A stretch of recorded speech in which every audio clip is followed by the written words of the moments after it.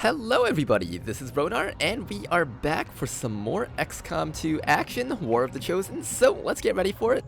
Now, this mission is a sabotage transmitter, so all we gotta do is move forward. We got very little time, but we will get more time as we destroy more transmitters, so that's what we need to look out to do right now. We've got a team composed of double rangers and double grenadiers. We don't have squad size 1 just yet, which is kind of a bit late, I think. But that should be fine, we should be able to make it through. We've got a really powerful team, so let's get ready for it.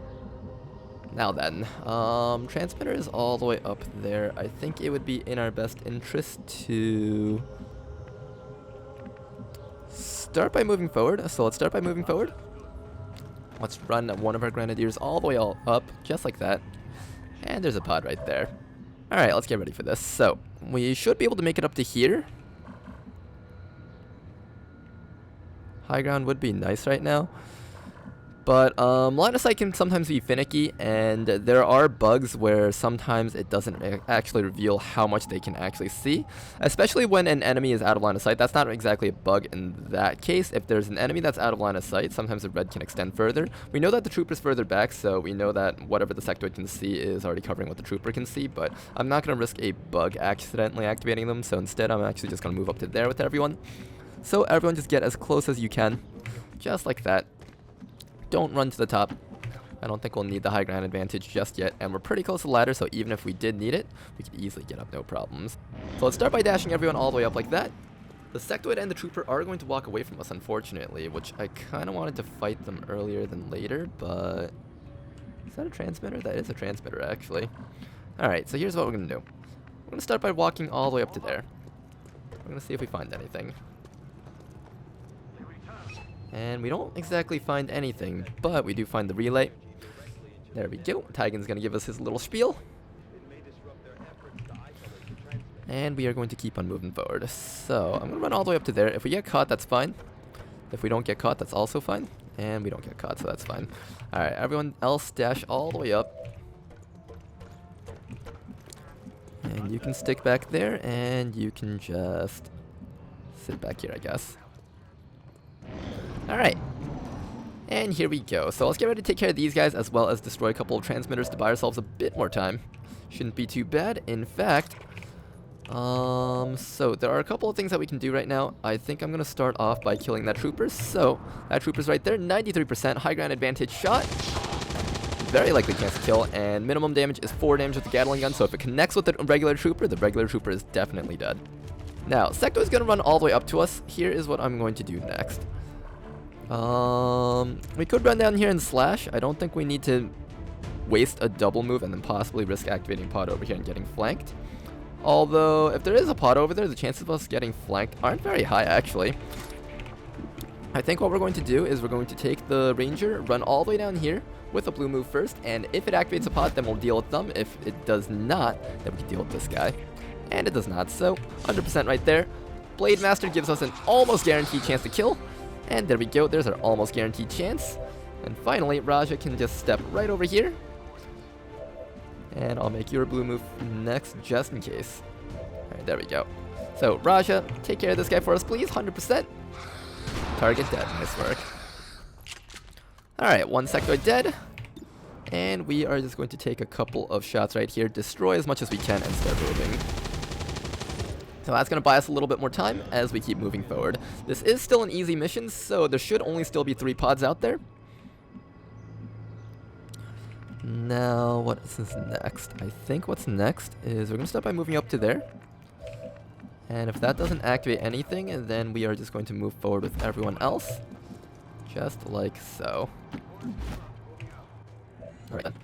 Take a shot over there. And one last shot over there. Take a shot over here because I don't know. You don't have somebody. You just can't do shit out of it. So I should have one step. Okay, so there's anyone here. Now let's go up. We have to not. You see that right there. So that buys a little more time. There we go. And with that, everyone else will move up. Make sure that activates. There we go. Alright, take a shot in there. And one shot all the way down there. Please run that first. Alright, everyone's rush. And we're moving forward. Oh, that's a bit unlucky. We are going to have reinforcements dropping in. Alright, I think what needs to happen is we are going to need to take a turn to deal with these guys. Oh man, this is really unfortunate that this has to happen right now. So Overwatch y'all. We're gonna have 3 turns left to take care of the objective, so let's hope that we can deal with these guys really fast. And here we go. Reinforcements coming in. Gonna skip through that animation really fast, and just 3 regular troopers, at least almost not stun lancers, so that's something. Alright, 1 Overwatch shot over there is gonna take care of the first guy. Another Overwatch shot over there does not take care of the next guy, but we get the last guy using 1 more Gatling gun shot. Okay, so all we gotta do is deal with that guy. That should not be an issue at all. Here comes another 2 troopers and another sectoid. Now, this might look very intimidating with all these enemies on the field, but just remember to stick to the plan. So remember, kill everything at once, and you can ignore the things that you understand the skill trees of. So sectoids, we know we'll always go for psionics as long as we're not flanked. So all we have to do is kill these 3 troopers as well as not activate the last pod. We know that the last pod is right here because for some reason the game showed us. Plus we can easily determine that by knowing that the final pod is always next to the objective. So with that, we can run free however we want as long as we don't get within range of those guys. Alright, so let's begin. Now, first things first, I think it is actually... Okay, actually, we can deal with this very easily. So let's start with Raja. Let's run Raja all the way back over to... I don't know how far these guys can see. It's 17 tiles out, so 1, 2, 3, 4, 5, 6, 7, 8, 9, 10, 11, 12... Oh, okay, it's showing us, actually. It's not supposed to show us. In fact, we're not even supposed to have vision of those guys, but that's probably a bug with one of the mods that we have somewhere. I'm going to blue move from the left side, just be extra safe.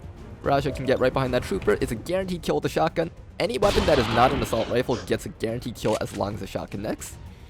So that's something to keep in mind.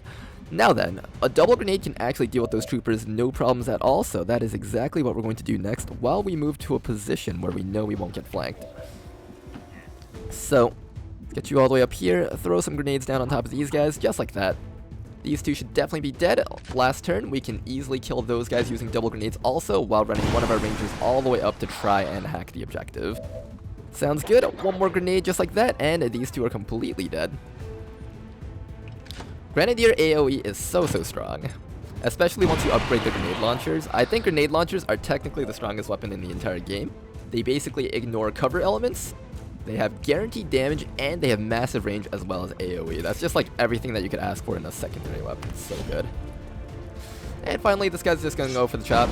I actually... Oh, that was my mistake. I should have thrown an evac zone down on him just in case. He might be getting shot by the sectoid, but sectoid does not go for the flank, actually. He instead goes for the psionics just like that. That is completely fine. We are going to free him from the psionics with a grenade, and then keep on moving towards the captain.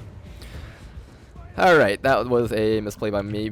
I was getting a bit too excited with the commentating and stuff.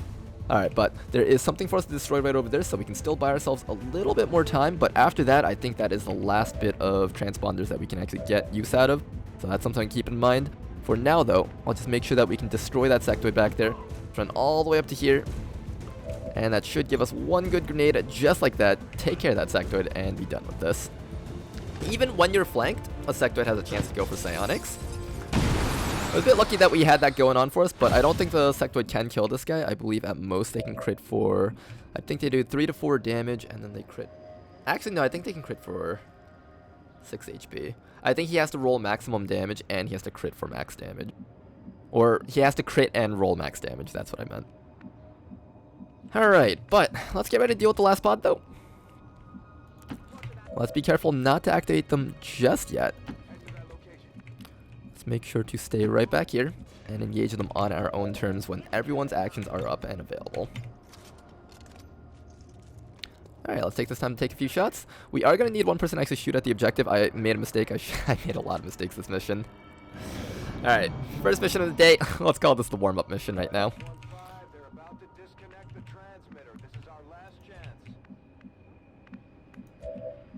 Alright then, everyone start by moving upwards. We're going to activate these guys really fast, and we are going to figure out what we need to do against them. So, enemies moving upwards, just like that. Let's first assess the situation. How can we handle this right now? So, Officer is the most dangerous enemy on the map right now. Definitely need to get rid of him first. Can I hit both him and the trooper? No, okay. So I think most importantly right now, we have to destroy that with someone. And then we have to attack the officer. Now, we don't really have a guaranteed way of killing the officer, unfortunately. I can start with a grenade down here.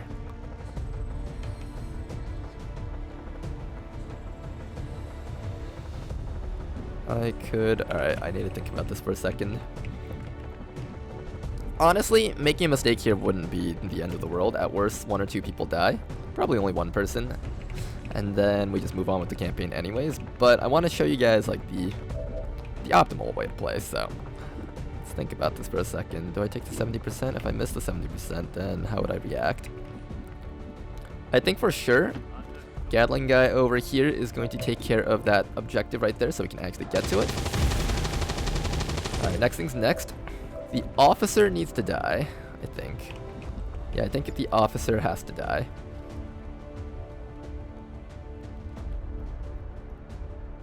So let's start with the grenade on top of that officer.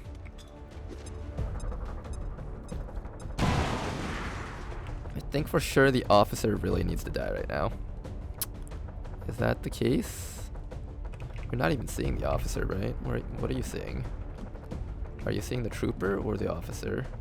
That looks like a trooper right there. I think this sees the officer. You could take a 70% on that officer. As long as one of your shots connects, the officer will die, and then we can actually use the grenade on... Or do I double grenade the officer? That leaves double troopers to shoot at us, and there's a 25% chance that someone will die here. I think we should chance both shots to land on the one of the shots to land on the officer, and then chance another shot to kill the trooper, I think. So let's start with this person's shot over here. If the 70% connects, then we don't have to worry about anything else. There we go. Alright, then we can just worry about the shotgun landing on the last guy over there.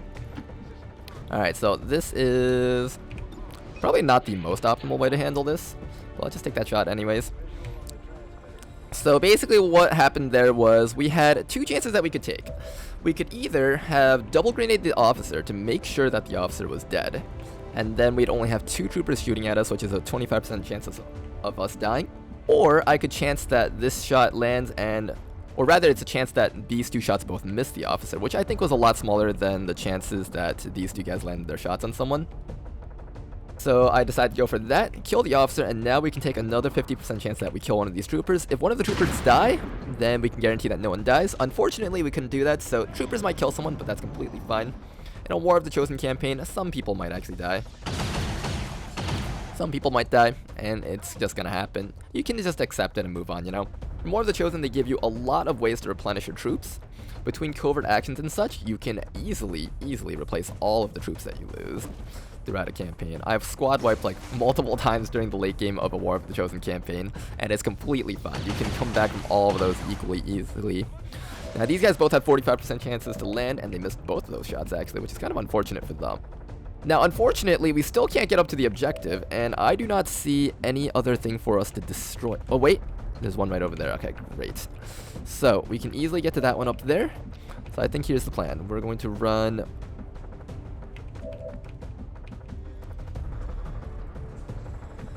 One ranger needs to guarantee that that guy dies, then the other person needs to guarantee that this guy dies. So that means the Gatling gunner over here needs to be able to hit that objective. So let's see if we can actually hit that objective from here. And we can, perfect. Get that objective, just like that, completely destroyed. And with that, even though he is flanked, we are going to make sure that these guys are dead. We have guaranteed actions here to make sure everything here is dead, so we should be fine right now. Let's just get as close as we can. Hang on a second, I need to make sure about this actually. I don't even know where I'm supposed to move to actually. Oh no, I have to move to this side to plant it, I think. Shoot. Alright, we need to double grenade this guy and have this guy over here slash at this guy over here. This is why having Blade Master is such a big deal. Blade Master guarantees that these guys die. And with that, I should be within range of that objective next turn with this guy over here. And then these 2 over here can just double grenade this guy over here and guarantee that he dies. So there we go. One grenade over there and another grenade just like that. This is why Grenadiers are so powerful. Just being able to have more grenades. Grenades are so good in this game. Guaranteed damage. Don't have to worry about cover. So very good. And with that, yeah, if we had waited until next turn with Raja, he would have not been able to reach that spot up there. So there we go. Objective complete. Nice work. It was a bit unlucky there how that reinforcement pod dropped in. And that would have been pretty difficult to handle if it was slightly tougher enemies like Stun Lancers. I'm glad that we were able to manage this mission. But nice job to the squad, a flawless mission due to our Rangers and Grenadiers putting in a lot of work. Let's keep on going. So, there were a couple of parts there that might have seemed iffy, but as long as you make sure to adhere to the rules of make sure to kill every other enemy and kill the ones that matter. In the first engagement, we made sure to ignore the sectoid, kill everything else. The sectoid did the most useless moves possible. Then in the second engagement, we made sure to remove the officer who had way too much HP, way too much accuracy, damage, and the ability to grant other enemies accuracy. You never really want to let an officer survive a turn. Officers are pretty dangerous. Now, I prefer Shadow Step over Shadow Strike. Just being able to ignore Overwatch with 1 or 2 of your troopers is really, really good. Raja over here is going to be taking Blade Master, no doubt. There we go, and let's keep on going. Alright then, we've got a bond over here. Grenadier and a Ranger. Let's go confirm that bond. There we go. Alright then. GTS is almost up, good. Personnel extraction, alright. So this one is the one to rescue mocks and modular weapons. Sounds good. Alright, let's do a bit of base management, and we will keep on going. Alright then, black market is available. I'm thinking we will probably just go for the black market. I don't think we need to spend our supplies on anything right about now. Yeah, let's start on black market, I think. Black market or supply drop. I think we can do black market and then we can finish making contact, so that should be fine. I don't really need the extra supplies from the income anyways, so it should be completely fine right now. Keep on scanning, and there we go. Assassin has gained a bit more knowledge about us, but GTS is finally up. Good stuff. And with that, can I get squad size 1? Squad size 1 is finally available. Good stuff. Alright, and with that, we are just going to continue training guys up to be excellent Grenadiers and Rangers. So far, we've got 2 Grenadiers and 2 Rangers.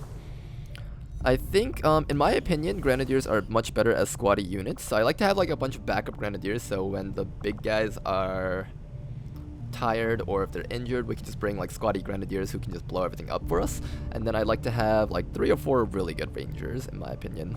That's a good way to run it.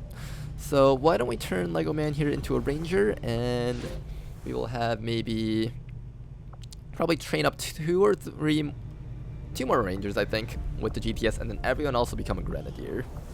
So that should be good. And let's keep on rolling.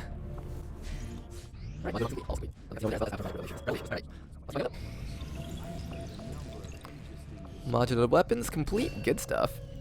Then after that, it's between resistance radio and mag weapons. I think it's best to just go straight for mag weapons. I think that's, in my opinion, the optimal way to go. When all the enemies are dead, you don't have to worry about them shooting back at you, so you don't need armor. And radio isn't something that we'll need early on, so that should be fine also.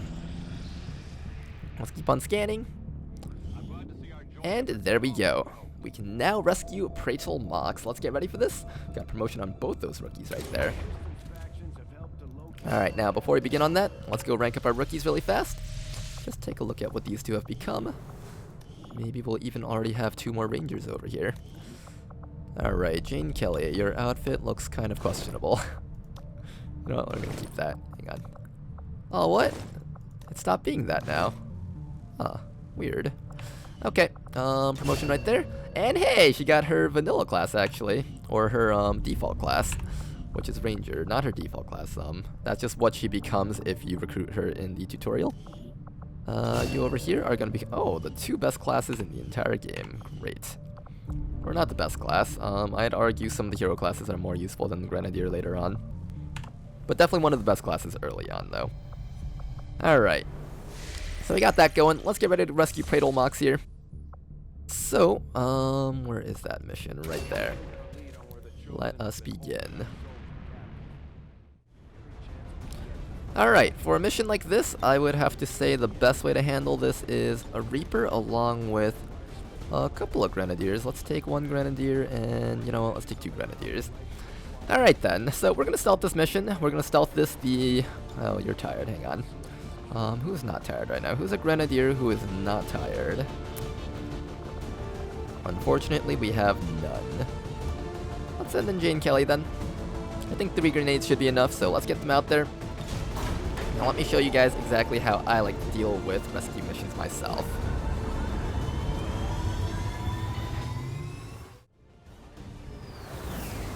Alrighty then, let's get ready for this, shall we? Squad has touched down and mission has begun. Alright, so first things first, we're just going to take our Reaper and send them all the way forward. Let's figure out where Mox is being held, right over there. So we want to get around to this spot back here. So let's begin with that. Let's just start dashing our guys all the way up while being sure to be mindful of what might happen. So, Dragonova runs all the way up. Now, troopers will patrol around here alongside these walkways. They do actually sometimes veer off course, so keep that in mind. Their detection radius isn't very high though, so it should be completely fine regardless of how they move, as long as you exercise a little bit of caution with how you move your Reaper. As long as your Reaper's in front, your guys in the back should all be safe. Let's run all the way up, just like that. There we go. Now then, these troopers are just going to keep on walking around. Now, there's a couple of mechanics of that I'm not sure about how this mission works, but with the way that we do this mission, we don't actually have to know about any of these mechanics. All we got to do is just walk around and do our things. So, let's keep on moving forward. Moving forward in concealment is something that I haven't really talked about very much, but it's very straightforward. If you have a Reaper, you just double dash that Reaper however the heck you want, and then everyone else follows suit if the positions are safe. But let's start by blue moving our Reaper all the way over here. There's a pod back there and group up there. That should be fine. Let's keep dashing up this way to down the back. None of these guys can move far enough to actually detect us, so we should be fine. Just like that. I'm probably going to fast forward through a little bit of this just because this is pretty straightforward.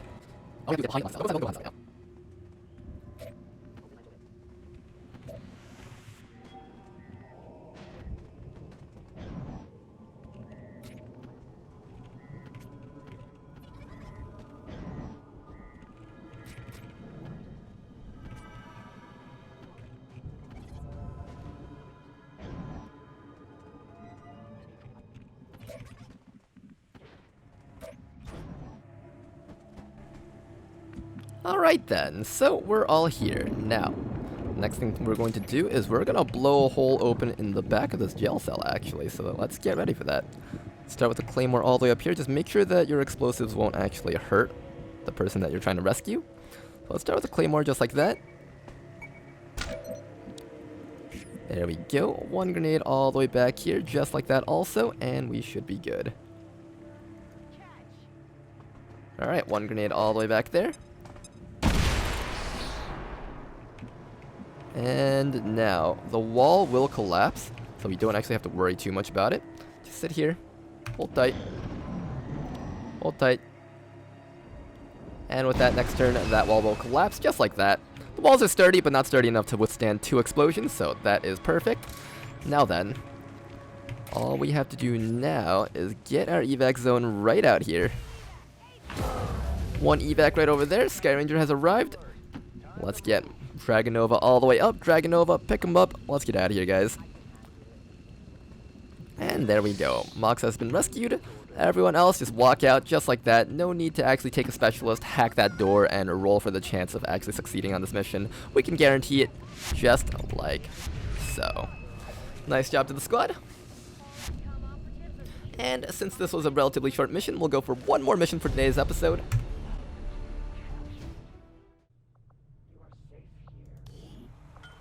Alright, now before we do anything else, I am going to take my engineer out and throw them over there, just so we can finish up that resistance ring as fast as we can. We definitely need that up faster. That way we can actually start beginning on covert operations. Covert operations grant you so much of a bonus that there's no reason why you shouldn't be rushing to finish that up as your second facility. So our engineer is going to continue working there so we can finally recruit our Templars. What do we got over here? We've got alloys, Illyrium. We can grab another engineer. That's actually pretty worth 100 intel. Although I think I'm gonna go for the alloys probably. Let's see what we can sell first. Oh man, we can sell a bunch of these guys. We need to save 12 trooper corpses though. We need to make sure we save 12 trooper corpses to make sure we have enough for our plated armor. And you also don't want to sell too many sectoid corpses. You actually need a couple of these to make mine shields, which are the perfect counter item to the warlock, actually. So don't sell any of that either. I guess for now we can just sell one priest and be done with it. Alright, let's keep on scanning though. Let's finish up on making contact, and then we'll decide on what we need to do next. And there we go. Last mission for the night is going to be the supply raid. Let's get ready for this. Well, I guess it's nighttime for me. Don't know what time it is for you guys, but let's get ready for the supply raid.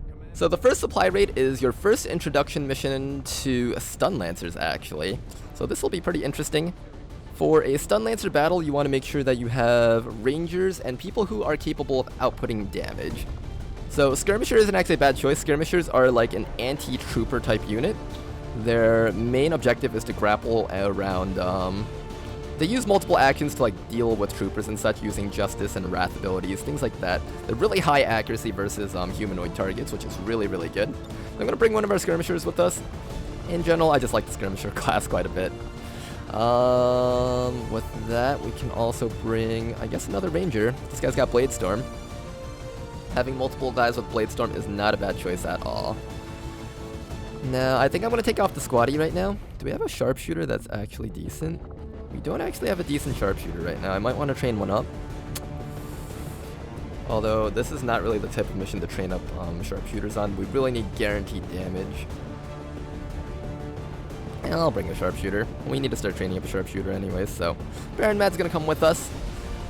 Now then, let's make utility items available. Let's just grab a flashbang.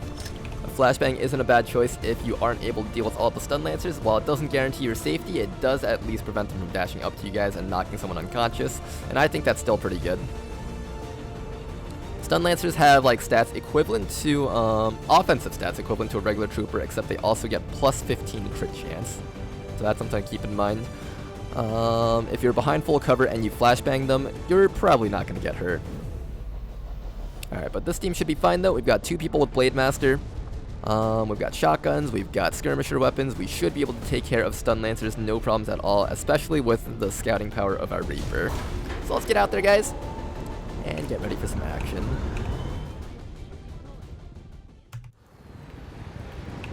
Let's get ready for this. Now, when it comes to stun lancer pods, there will usually be one pod of double stun lancers right there. And it is very important that you're able to kill them all in one turn, so 8 HP each, so you need to be able to output 16 damage with 5 troopers. That should not be a problem for you at all. That's around like 4 damage for each person. As long as each person can do 4 damage, you're allowed room for error for like one person, so one person might miss a shot, but that shouldn't be too big of an issue. Now, high ground is very important in making sure that none of your shots ever miss, so let's start by getting our sharpshooter all the way up there. That will reveal the first pod. Now, for some reason the game was showing us all these enemies. Do we have that sit rep? I think we have a special sit rep that allows us to see where all the enemies are, which is pretty nice. You want to always have that. Or do we even have that? I'm actually not sure. I only see one pod right now. This might just be a visual bug. I have to go check that back in the recording later on. I only see one pod here. This is weird. And there's no fog on the map.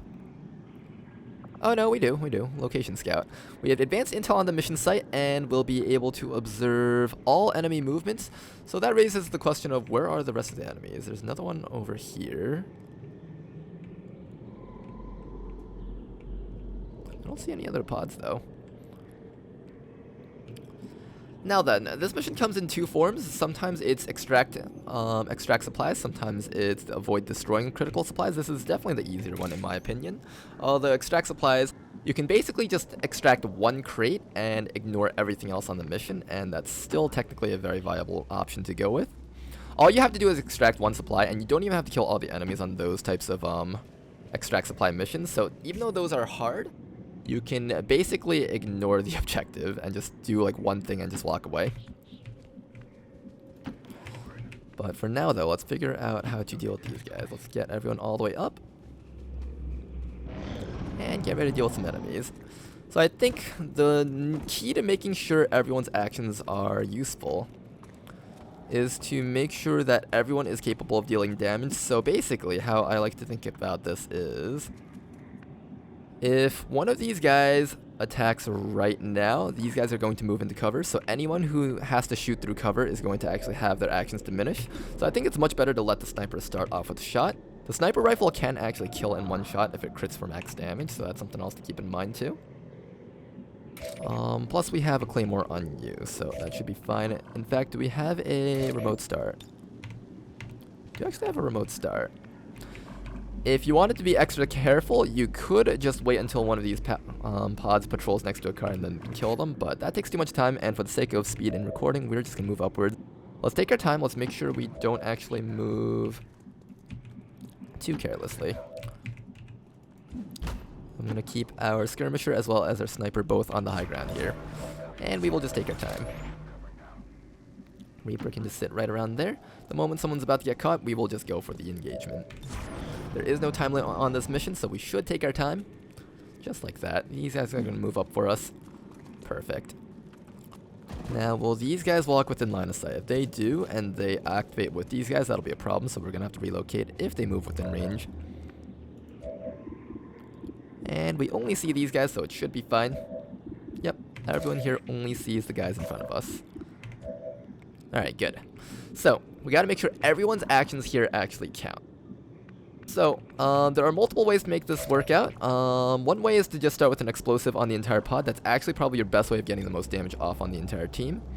Claymore means we output 15 damage, 5 on the sectoid and 5 on both stun lancers, and then we only need to do 3 more damage to each one.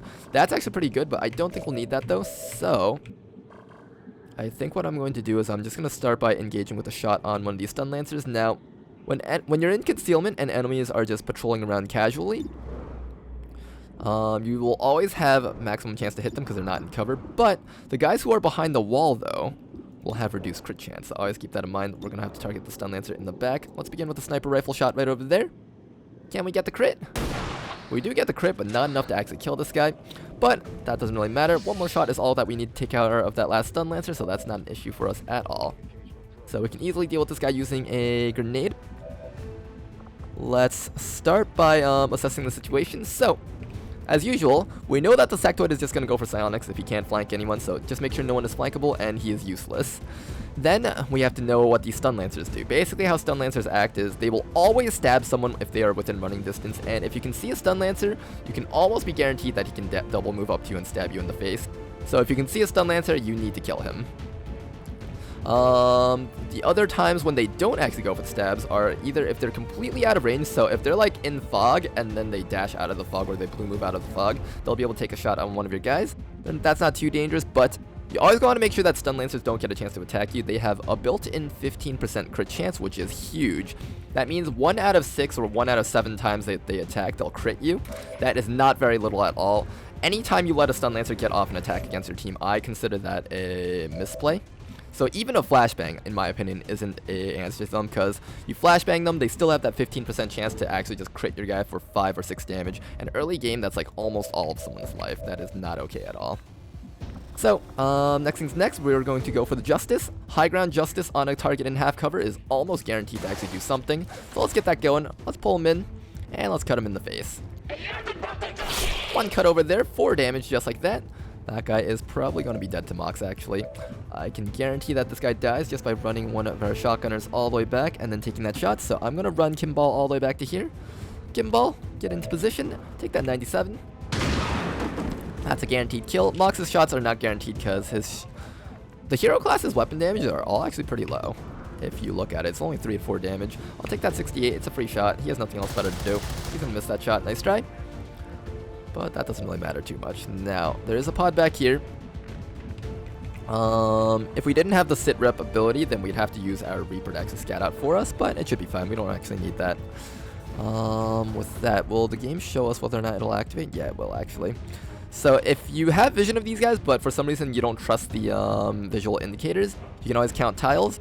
Starting from the person who's furthest out, you count 17 tiles outwards. So 1, 2, 3, 4, 5, 6, 7, 8, 9, 10, 11, 12, 13, 14, 15, 16, 17. So up to here is as far as we're allowed to move.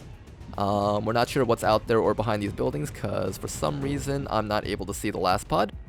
So we are just going to move backwards into a safe position back this way. We won't run out at the sectoid just yet. We don't actually have to kill the sectoid just yet, so that's not an issue for us at all. Raja actually has Blade Master, so we're just going to use that so we don't waste any ammunition. Just like that, Blade Master, 7 damage. Look at how much damage these Rangers can do. A lot of people are put off from using Rangers because of how they have to move forward and how they have a chance of activating more pods, but as long as you play your cards carefully, you don't have to worry about activating more pods. Just understand what you are and are not allowed to do. Meanwhile, our Reaper over here can just sit still and not do anything funny. And let's get ready for more action though. What is this? This is the Assassin, right? Yes, the Assassin is here. Let's get ready to deal with this Assassin right now. Shell-shocked and adversary Reapers. Good thing we actually kept that Claymore right now. She is going to go into concealment, and we got to get ready to deal with her. So let's get ready for that. Now then, what's the Sectoid going to do? He is going to run all the way back to there and try to get as far away from our squad as possible. This pod's going to move forward, but are they going to be out of, or within line of sight? They are not within line of sight to us just yet, so we should be fine for now. Don't have to worry about these guys just yet. Now, what I'm actually going to do is I'm going to move the Reaper all the way up. I can deal with the sectoid right now. We do lose some supplies. That's not really an issue for me, so go with that. Blow him up. Explosion right there. Sectoid dealt with. Don't have to worry about him anymore. Now then, everyone else is going to get back into a safe position. Get as far back from the Assassin as possible. This is how I like to deal with the Assassin. So basically how the Assassin works is she's like a, she has concealment like a Ranger, so she'll have the Phantom ability. And she'll also have the Conceal ability. Vanish is basically Conceal, and when she disappears, that's basically Phantom for her. So as long as you are able to get flanks on the Assassin while she's invisible, you basically find her. Now, she has like insanely high mobility. I actually have never actually looked at her mobility numbers before, but we'll have a chance right now with this mod right here. And that'll give us an idea of how careful we have to be with the Assassin. But for now, let's just make sure that we have people on the high ground on both sides. And we'll just sit still. Be careful. Overwatch does not affect her, but that doesn't matter though. We're just going to end our turn just like that. These guys are just going to casually patrol around after seeing both their friends die on radio. Really makes you wonder why the entire map doesn't go into full alert after like the first pod contacts you, you know. Now then, we need to find the Assassin, so let's move the Reaper all the way upwards. The Assassin moves forward pretty carefully. There's one pod over there, but that's not the pod that we're looking for right now. We're looking for the Assassin, so get all the way up. Still don't see the Assassin right now. She might be coming from up in there. Let's actually dash all the way back here with everyone. All the way back. Cover doesn't really matter versus the Assassin. She's just going to slash at us. She won't actually shoot at us. Let's get everyone as far away from that cliff as possible and make sure that we are on the side where our Reaper is covering. Overwatch doesn't really matter, but we have to have a way of ending our turn, so that's fine. These guys are just going to move forward just like that. Is the Assassin able to reach us this turn? And she is not. And by maintaining our distance, we are able to make sure that the Assassin can't reach us. We're able to reveal her with our Reaper. Sounds good. Now then, let's get ready to take care of this person. Now, I'm curious right now. If she blue moves up and then it gets revealed, will she actually be able to take the shot, or does it count as a activation turn? Seems like it counts as an activation turn, so that's pretty good for us. Now then, let's get ready to take care of this person. So, start by running our Reaper all the way upwards. As long as our Reaper has eyes on her, we should be fine. Let's get a Claymore all the way up and take advantage of the fact that she is shell-shocked and weak to Reapers. Alright then, everyone else move upwards and get ready to take care of this person. Move all the way up, just like that. Get a grenade going. Oh, we can't actually get the grenade. Well, you can still shoot at her after she gets exposed, so that's fine. We don't need cover against her, that's something to keep in mind. So let's just run all the way up. Get a grenade all the way up, and there we go. Shell-shocked right there. Tons of damage, grenade damage plus shell-shocked, claymore damage plus shell-shocked, and plus adversary Reapers. Sounds good. Now you get a 62% chance to hit her. Ooh, not very good, huh? Well, you have nothing else better to do, so you might as well take that shot. Take that shot. Nice try. Alright, we're probably just gonna have to grenade her again, I think. Take another shot over there, 62. Try your very best. Flashbangs do not affect the Chosen, so don't even bother with that. 5 damage right over there, and we should be guaranteed to kill her, no problems at all, with a good grenade. Let's get you all the way up, Raja. And one final grenade just like that. Assassin is dead. Nice work.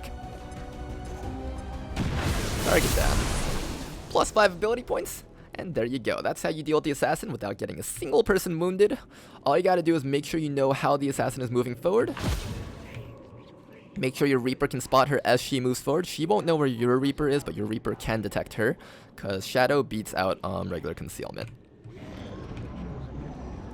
And with that, one more pod over here, and that probably explains why there was only 2 pods on the mission, because a Chosen appeared. A Chosen, I think, counts as like an entire pod by themselves, so that's something to keep in mind. Now, these guys are right behind that wall there. We can actually get all the way up to these guys and engage with that, so why don't we do that right now? Let's get all the way up to these guys. Sniper can just sit back there. Take this time to reload. And as usual, we'll identify this pod, identify the threats. Threat would be Stun Lancer number 1, a Trooper number 2, Sectoid number 3, as long as he's not flanking anyone. Now then, the best way to engage on any pod is by having them walk into a whole round of Overwatch, and that is exactly what we're going to try and make happen right now.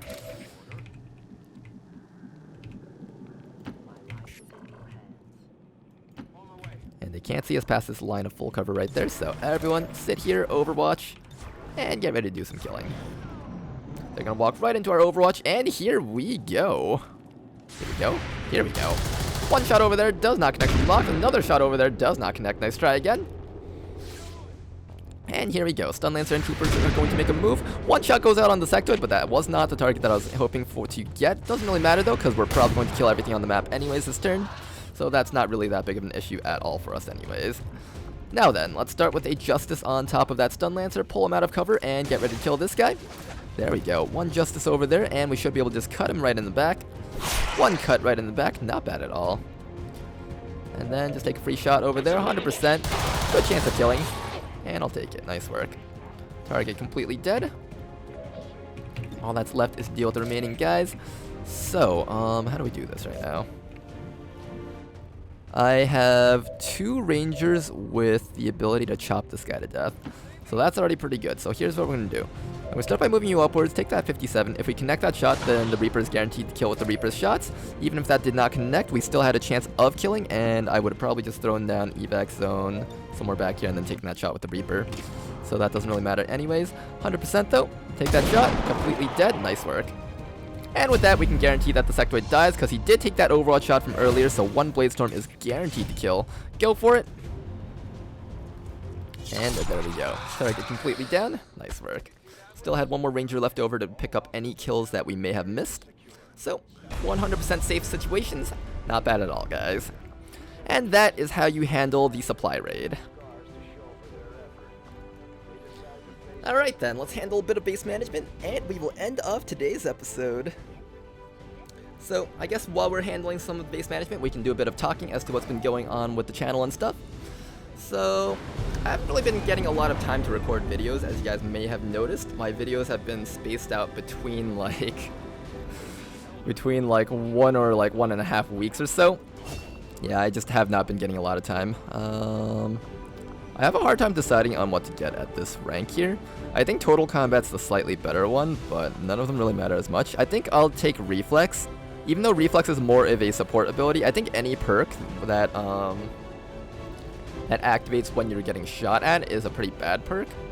But more of the Chosen can get pretty messy sometimes, so I'll still take Reflex. You can also opt for Total Combat. That's not a bad choice either. Being able to grenade and then shoot is fine. Although I find that if I ever get any actions with the Skirmisher, it's almost always going to go into their abilities, so being able to throw a grenade doesn't really matter to me. So I never really use this perk anyway, so I might as well take the perk that I might sometimes get mileage out of if I mess up. Volatile Mix is okay too, I guess. If you get something like what's that thing called? Saturation Fire or something like that. I usually would take that in this slot. Saturation Fire or Lightning Reflexes, one of those two. But Reflex is fine too. Now, our Reaper. Shrapnel is very, very good. Increasing the damage output of Claymore is really, really good because you only really get one Claymore, so getting as much mileage out of it as possible is really, really powerful. Increasing that radius means more enemies get caught in the blast, and that means more enemies take the 5+3 damage that this Shrapnel perk actually gives. This is okay too. I believe this is okay versus the Assassin because if she doesn't vanish again, then you'll always know where she runs off to, but I think I'm pretty good at keeping track of that, so that's more of like a player mechanic kind of thing, where it's like, as long as you're able to keep track of it, you should be fine. So, let's pick up that Shrapnel. Honestly, I don't think things like player mechanics should actually be a part of this game. So, yeah, there's that too. Now then, I have not really been getting a lot of chances to record because I've actually been mostly streaming. I'll post my stream schedule somewhere, I guess, for you guys, but in general, I also find that whenever I do stream, I don't really play War of the Chosen or Vanilla XCOM very often anymore, because Vanilla XCOM is fairly easy in my opinion. Once you start, like, I'm pretty sure most of you guys are starting to pick this up, like, there's a pattern as to what's going on here, right?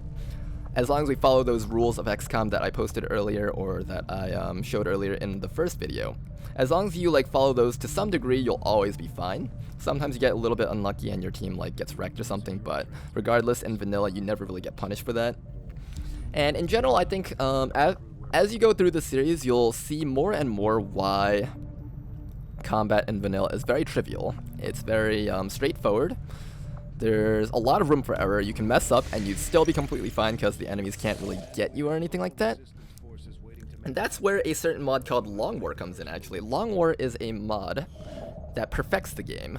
Even the creator of XCOM himself, or not the creator of XCOM, the creator of the Firaxis XCOM, Jake Solomon, has said himself that their version of XCOM is basically a very long tutorial for Long War. That's what they call it. And it makes sense too, because Vanilla is very, very easy. Now, Long War seeks to change that. Long War makes the game much more intense, more enemies, more strategical thinking. There are actually going to be some missions where you can't accomplish and you just have to skip them, things like that, things of that nature. And it makes XCOM a lot more tactical and a lot more difficult, and that is where I usually have most of my enjoyment out of XCOM from the Long War mods. There's a Long War for Long War Enemy Within, for XCOM Enemy Within, and there's a Long War for XCOM 2, although there is no Long War for War of the Chosen yet. There's been no details revealed about that. But for most of the times that I stream Long War, and it is a lot of fun actually. I highly recommend you guys go check it out. I stream on Mondays through Thursdays usually, 3:00 p.m. Eastern time starts. I've actually started a schedule actually, so every Monday and Tuesday we are going to be playing Long War 1, so XCOM Enemy Within Long War. And basically we just play through that starting at 3:00 p.m. Eastern time. Definitely go check that out.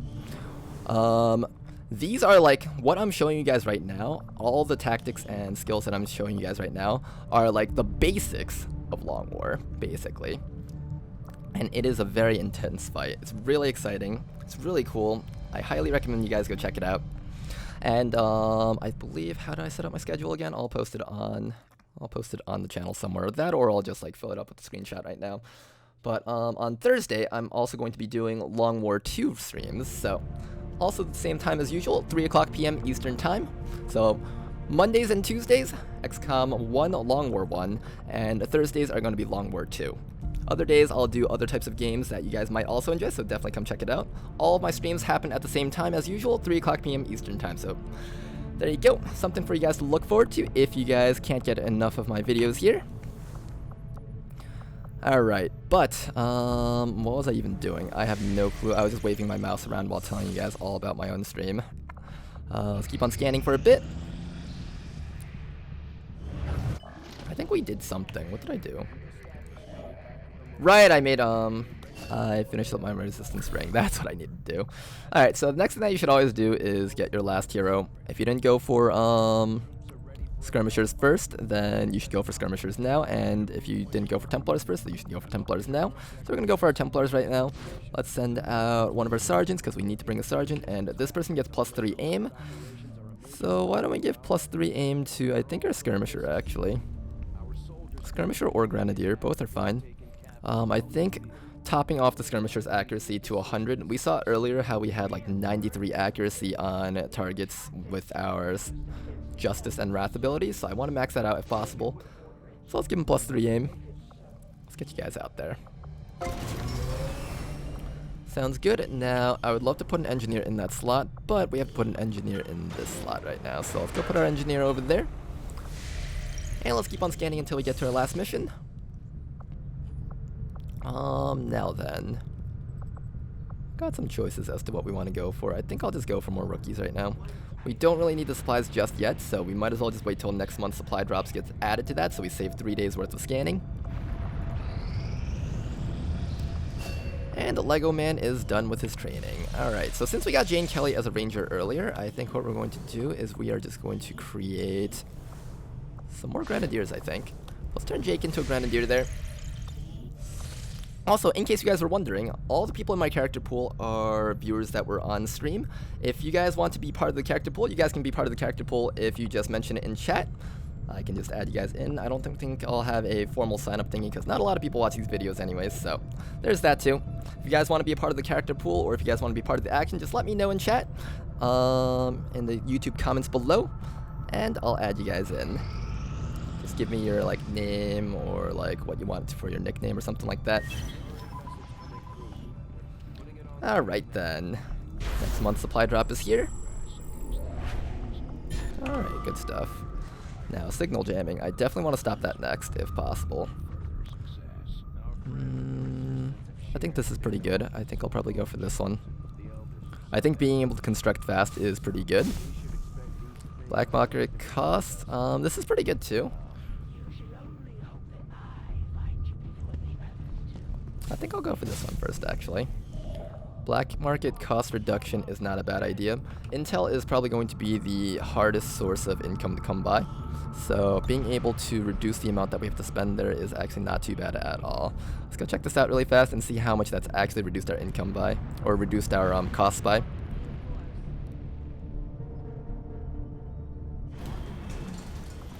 Alright, 30 intel. Alright. It's not amazing, but it's definitely a lot better. I think I'll go for the engineer right now. Start with that. And then we could grab some more alloys, because alloys are what you're going to run out of the most early on. Yeah, I think we'll grab some alloys. There we go. Alloys for us. Let's put that engineer to work. One engineer to work over here at the resistance ring. There we go. And that should speed up the times for all of our covert ops. Getting through as many covert ops as possible per month is usually pretty nice. There are some really good covert ops, such as reducing avatar projects, stuff like that. Those are all things that you want to actually be able to do. Let's keep on scanning though, and finally get our first mission. There we go. Or not first mission, but next mission rather. Alright, so next time we are back with our video, we are going to be going on Operation Skyfall. This one's going to be a Rescue Stranded Resistance Agents mission. Should be fairly interesting, but thank you guys very much for watching though. Hope you guys enjoyed the video, and if you enjoyed the video, be sure to leave a like, and if you want to see more, don't forget to subscribe. Thanks for watching, guys. Let's see. I think for this one, we're just going to bring a whole bunch of sharpshooters, actually. Because I want to train up some of our sharpshooters right now. We barely ever get time to train them up. And the rest of our guys can just all be rangers. Alright, so on missions where you know that there's only going to be lost, so this one says the Horde, admin have retreated from this area, leaving only large amounts of the lost. You want to bring people who have guaranteed shots, so you can get 100% accuracy with shotguns as long as you're point blank range. No other gun besides the pistol allows you to get 100% accuracy unless you have high enough, unless your characters have high enough accuracy themselves, and no one here is going to have high enough accuracy at this rank in the game. So pistols and shotguns. That's how we're going to do it. Let's send our guys out. But thank you guys very much for watching though. Hope you guys enjoyed the video, and I'll see you guys till next time. Bye-bye.